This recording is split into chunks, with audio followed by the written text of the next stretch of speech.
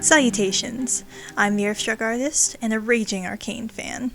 And seeing as I have already made Jinx and her older sister Vi as dolls from the series Arcane, it's time that I made Jinx's Hideout from the same show. Definitely because I reached a subscriber goal, and not because I'm being held at Jinx Point. So let's get into it. I begin by cutting out a large semicircle flat in the back to make the base of the build. I bulk up the bottom of it with more cardboard.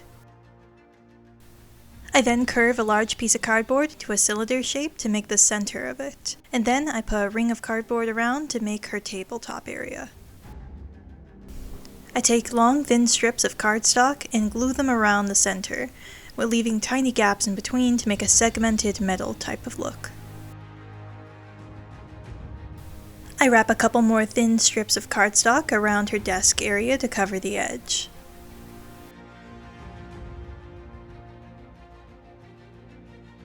I glue some rhinestones onto a bent piece of cardstock, and then I'll glue it over the edge of some of the seams to make a metal piece that juts out on her table.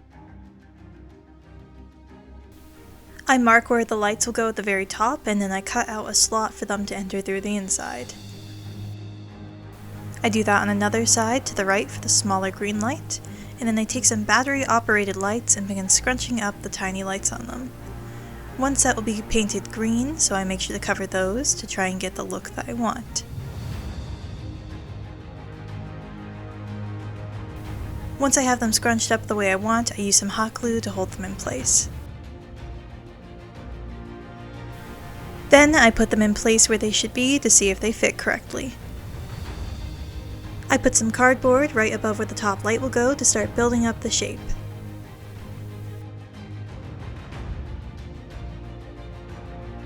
I cut out a bunch of tiny Nevadas out of some cardboard, and then I glue them all the way around in varying distances around the top circle of cardboard.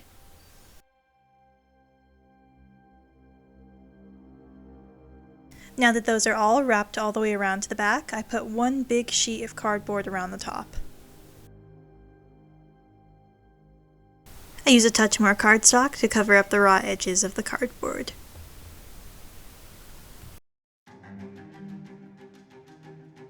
I cut out and frame a circular window at the top of the hideout with some more cardboard.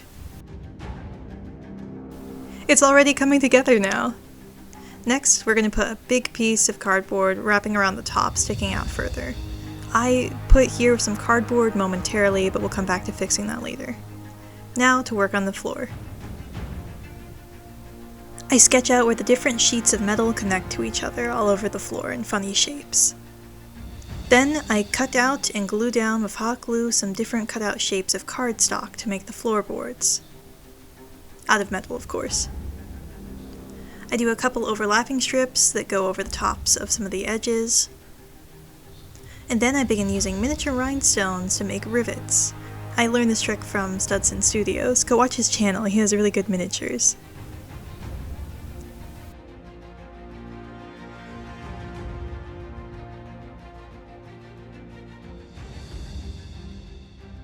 I use some paper to glue over some ripped cardboard seams here and there, and some clay to smooth out the edges of the circular window.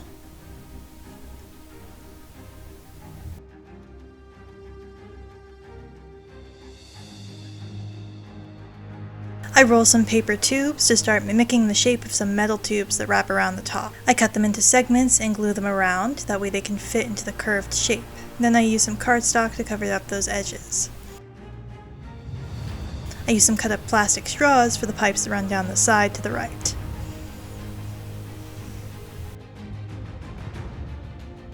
I made the shelves out of some cut up balsa wood. I cut round one side so they'd fit to the curve. Using black acrylic paint, I start coloring it in all of the nooks and crannies, all of the cracks and edges that would be very hard to get if I didn't get them in the first place. Then I go over everything else around it in black.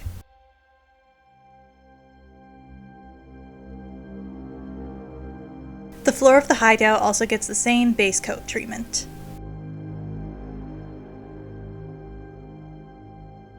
With the base coat done, I can now move on to figuring out what colors go where on this. Jinx's hideout has a lot of subtle grays, purples, and blue shades to it. If you look closely, but it's a very interesting color scheme, really.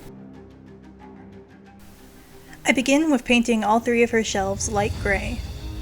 The edges of them will get an extra highlight as the light beams straight down on them, giving that an extra light look to it.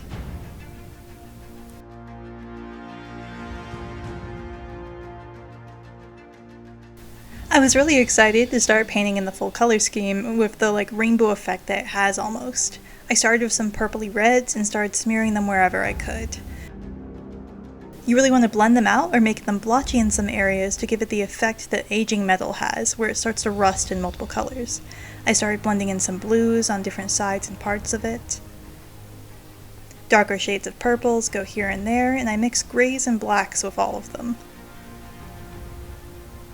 I make the colors lighter in certain areas where the light would catch it more. I then begin working on a large stain that's at the top of the hideout, directly below her light. I just use some grays and a light touch of lavender and start working on the shape of it.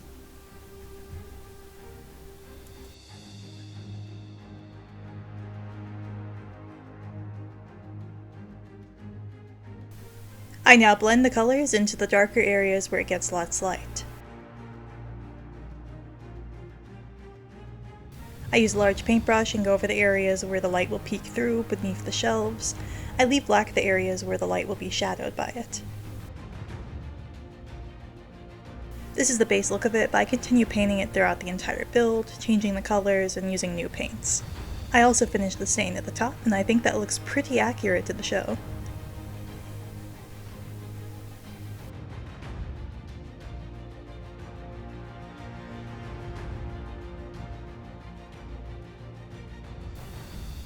I use the same color schemes and techniques to paint the floors.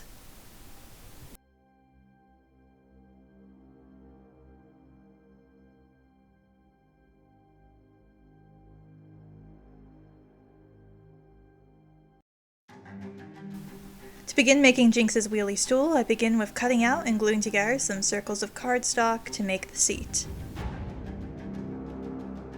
Then I take some paper and I roll it into a paper tube, gluing it along the way. And then I fill that bad boy with some hot glue to make it sturdier and heavier. I wrap the ends of some more paper to make it wider on the bottoms. Then I attach the seat to the middle of it. For the very bottom where the wheels go, I make a big plus sign out of some cardstock and glue the base to it.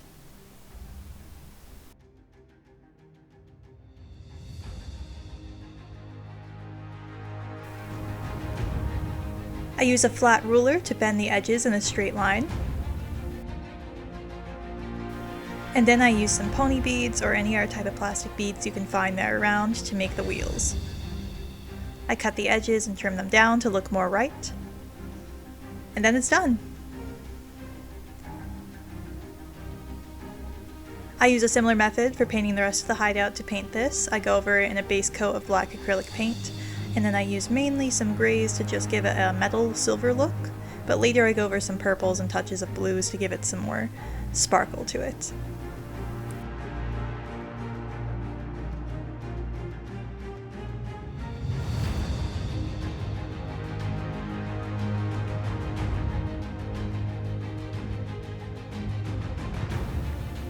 I started at this point doing some of the graffiti that Jinx has all around her hideout. She has this little blue smiley face teeth guy at the top here where the lights are going to be.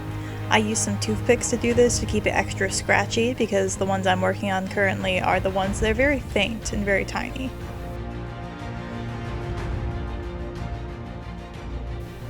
She also has some pink explosion-like marks she has scratched all around the sides. I made her light covers out of some clear plastic that I bent into a tube shape and cut a slot out in the back for the lights to be inserted to. I had first painted the main one white on the inside, but when I tested it by putting the lights inside and turned them on, but then you could see all of the little nooks and crannies. And I just didn't like that look, so I scraped it all out and covered the outside with white paper instead. This gave it a much more even look. I trimmed it down and taped it around it. Then I sketched out where all the black lines would go and I painted over them. I felt this was fine in comparison to the other route because this is black paint, so little light would escape through and you wouldn't see the details as bad. White paint just really chunks up and it's very easy to see all the streaks in.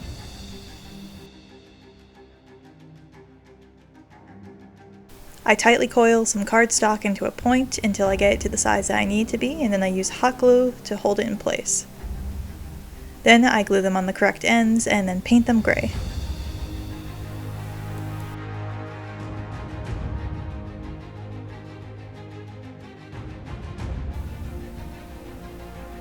I took some yellow chalk pastels from when I do doll repaints and I started smearing it all over the outside of the light, and then I blended it both with my fingertips and a paintbrush to give it that warm kind of glowy look. For the smaller green light, I begin with the same plastic base, but I paint it green since it won't be see-through, and then I cover the ends of some cardstock that I painted black. I cap off the ends of some paper with glue, and then I trim off the excess and paint them to match.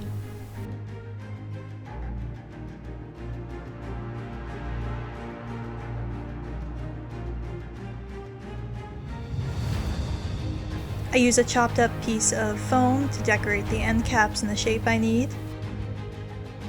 I add a little layer of cardstock over the top, and then I paint it all to look like a silvery tone. Then I get to glue them on in place. It was so satisfying to finally cover up those holes. They look so cool too.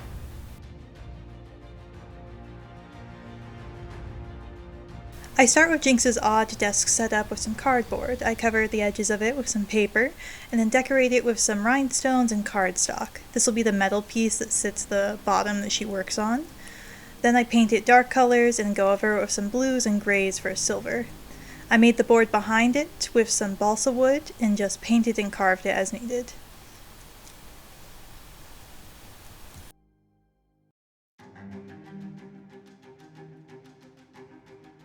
Now I can start planning out where all the pieces of paper go. Jinx has all these different drawings and scribbles put all over her hideout, and I want to make sure I get a good amount of them in there. I start with cutting out to size and then coloring some pieces of paper into some dirty old beige colors, make them really look like they've been there a long time, that she scribbled over them and they've become dusty. Then I begin blocking in the shapes and colors that are in them. My favorite one is this one of her siblings. It's very obviously the oldest of them all, and if you rewatch the show you can actually see it inside her suitcase when she still goes by Powder. Very sad and beautiful at the same time that it's still up in her hideout. We also see a very memorable exploding shark drawing that seems to be featured at the end of the show.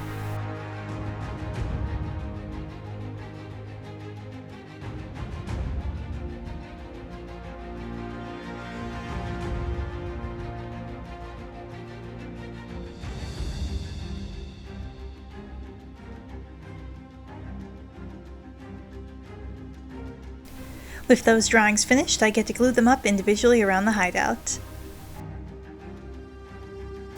It was kind of interesting to kind of get into her mind and see where she would put each of these drawings around the place. It's very obvious that the one of her siblings has the most importance, as it's put up the highest on the most easiest display. There's nothing blocking it, and it's not just a random paper set down with items on top of it. Some of these you can tell are just scribbles that she's done on paper lying around, like the ones that are directly put underneath her metal mat. It's very funny to have so many of these have traumatic significance of some sort, and then there's just a little sun scribbled on one of them.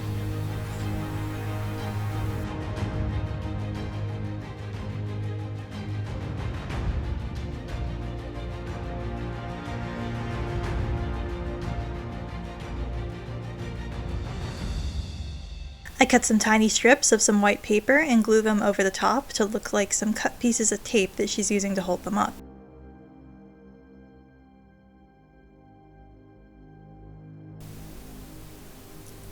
Moving on to Jinx's table accessories, I use some paper to make a cup that she puts her crayons in.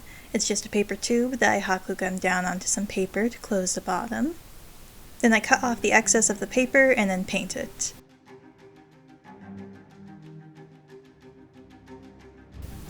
For the crayons, I just cut some Q-tips at an angle and then painted them into the colors that I wanted.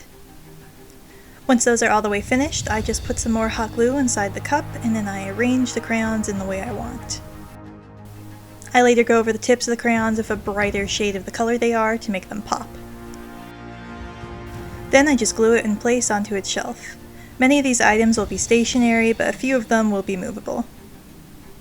I make her spray paint bottles using some more Q-tips and some paper rolled around them. Then I just decorate with some more cardstock to get the details that I want.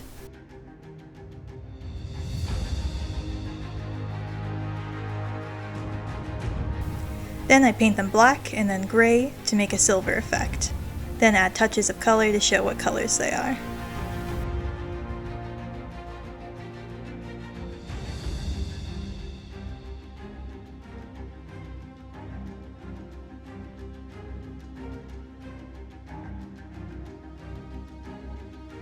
I use cardstock and a bead to make a tiny chomper head, and then I paint it black and then gray.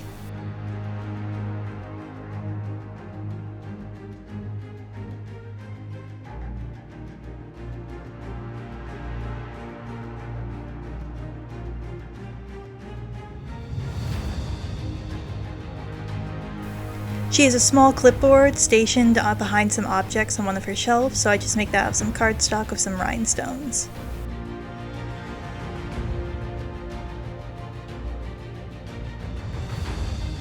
Jinx has various boxes full of who knows what, probably explosive chemicals if we're being honest here, on many of her shelves. A couple look exactly alike.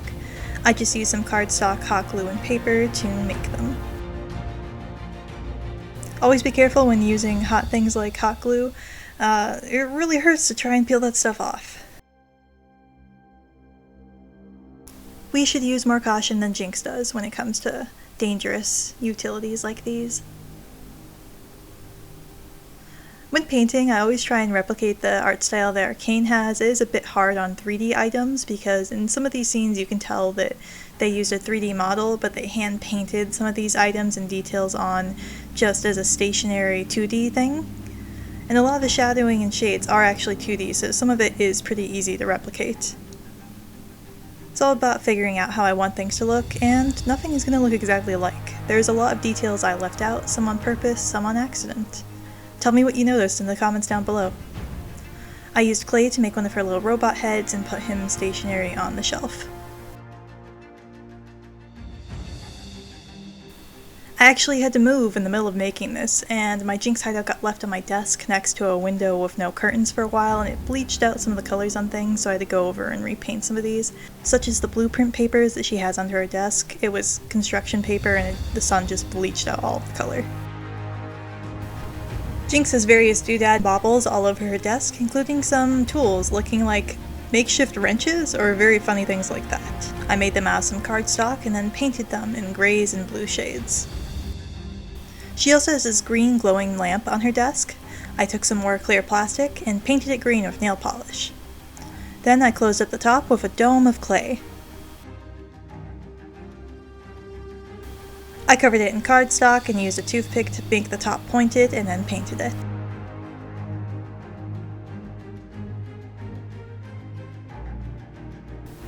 Jinx also has some hand pick tools that I made out of clay and some toothpicks. I then cover them in some more cardstock and then paint them.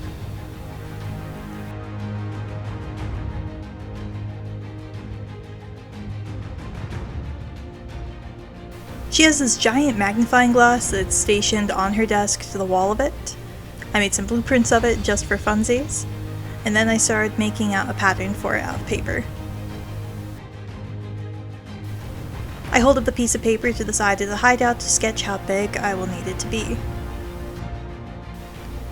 I cut out two pieces for this so far. One is the main triangle shape and the other one is the pieces that will be glued directly to the wall. I cut out multiple of each of these pieces out of cardstock and then I layer them up to make a thicker build. I hold it to the wall to make sure that it will be in the right shape and position and size, and then I glue on the other side. I use some foam to add some details.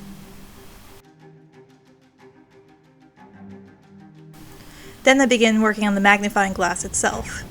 I took some clear plastic and bent the sides, that way I'd be able to glue some foam around it, and then I colored it with a green marker.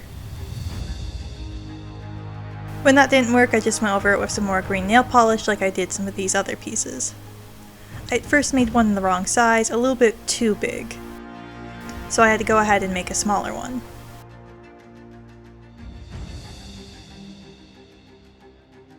Some more rhinestones and cardstock like usual for added details and rivets.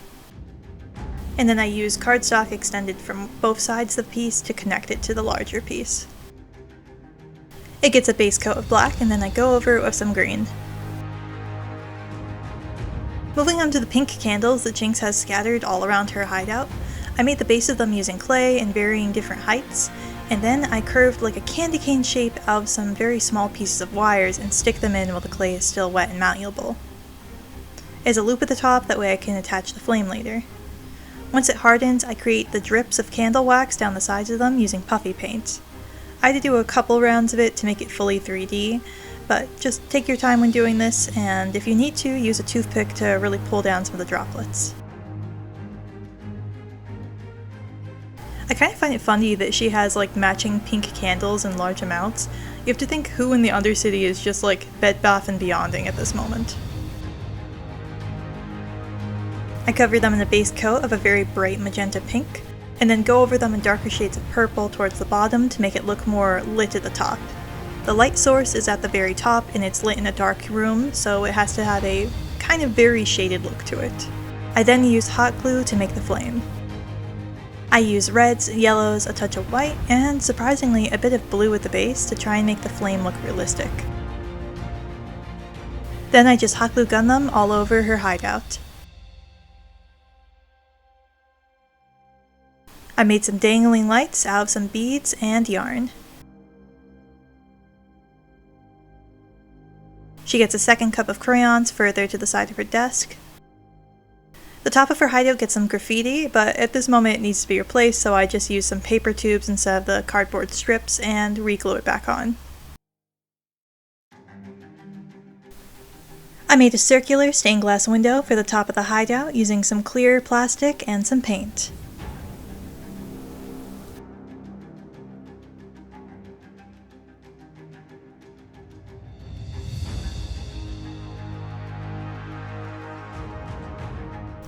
I found an iridescent purple metallic paint and thought it would be perfect for this. I take small amounts of it and smear it in random places to give things touches of light and color. I really like that in different lighting it kind of looks more blue in some and purple in others, and it gives a very nice colorful touch, especially since in most of the scenes of Jinx's hideout, colors kind of change a lot. There's purple, there's pink, there's blue, sometimes there's green hues, and the next scene it's pink. I glued random bits and bobs to yarn, and then I would take tape and dangle them on the inside of the top of the hideout to see where I want the placement to be. Jinx has all sorts of things tied up, including some chomper heads. I have a full tutorial on how I made the chomper bombs on my Patreon. I also show how I made the butterfly bombs that Jinx has.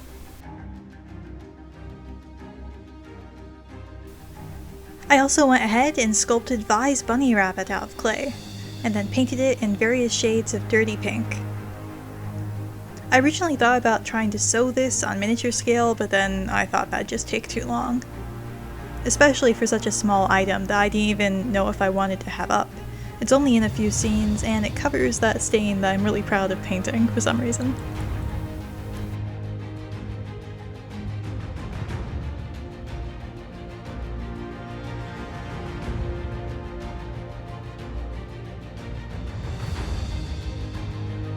Jinx also has a record player that she uses to play her personal theme song on, which I find pretty cool. I was hellbent on making it, so I started off by making the barrel that it sits on out of cardboard and tin foil. And then I glue on strips of cardboard to make the sides of the barrel. I use hot glue to give it a wood texture, and then add more strips of cardstock to make the little circles that go around the top and end. I begin by giving the entire thing a base coat of black, especially in all of the crevices. Then I go over with a reddish brown.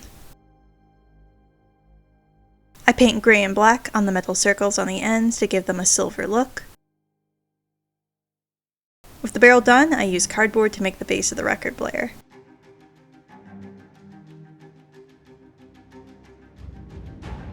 Fun fact, while I was rewatching the show again, I noticed that this record player is actually present in not one but two places.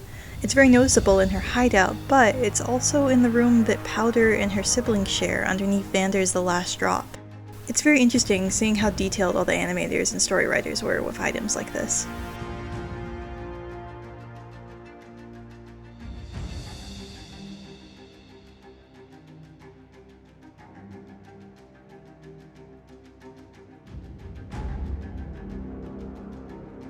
I'm not sure on terms for saying what parts are called what, but I think it has a gramophone top thing. But anyway, I made that using tinfoil and cardstock to make a base shape to mimic it. Then I cover the witch hat shape with some paper mache to make the actual piece we'll be gluing to the top of the record player.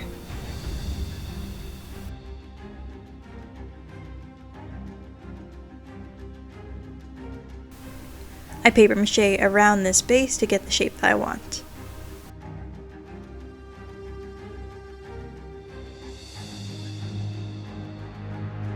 I repeatedly take it off as it dries to make sure that the shape is becoming what I want.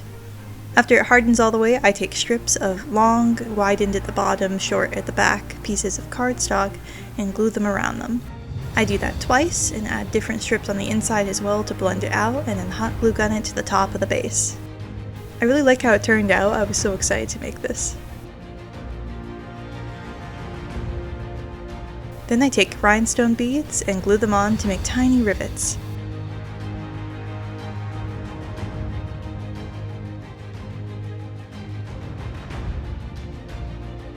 I give it a base coat of black, and then I go over in browns, greens, and grays. I add touches of bronze colors and little bits of silver here and there. There's a lot of blending. I try and do my best to mimic the art style that they have in Arcane. They have to paint the things to look like they're made of silver or metal. They add different shadings to make it look like the edges are highlighted and shiny. So I tried mimicking that as best I could.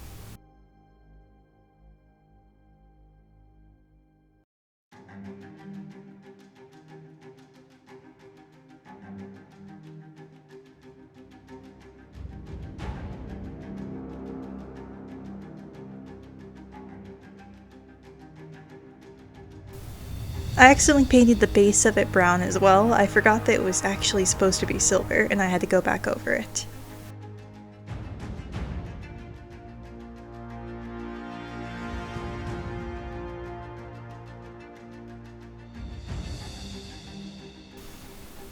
Then I just went over it with some more of that shiny purple paint to add a little bit of a touch of sparkle that also blends it with the rest of the hideout.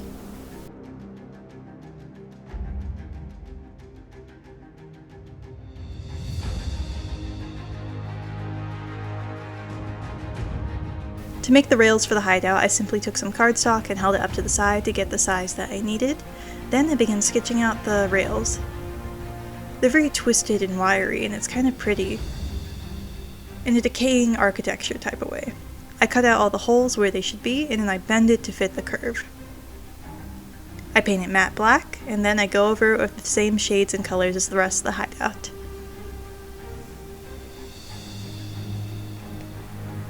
I glue it onto the base separately, and this is what it looks like. The only thing left to do is to attach the base to the bottom of the hideout.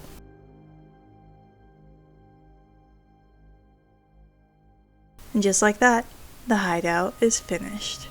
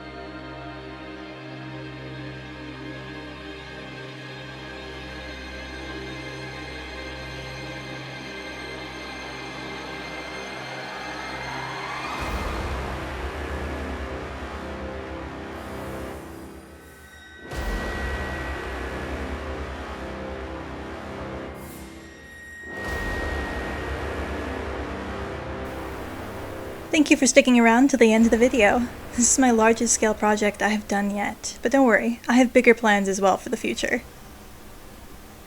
As a thank you for sticking around all the way to the end, you get to see Jace in a miniskirt. He's the next project that I'm going to be working on. I just have to do his clothes. So hit subscribe and then you'll be able to see that. Thank you so much for watching. Toodaloo. See you next time. Goodbye.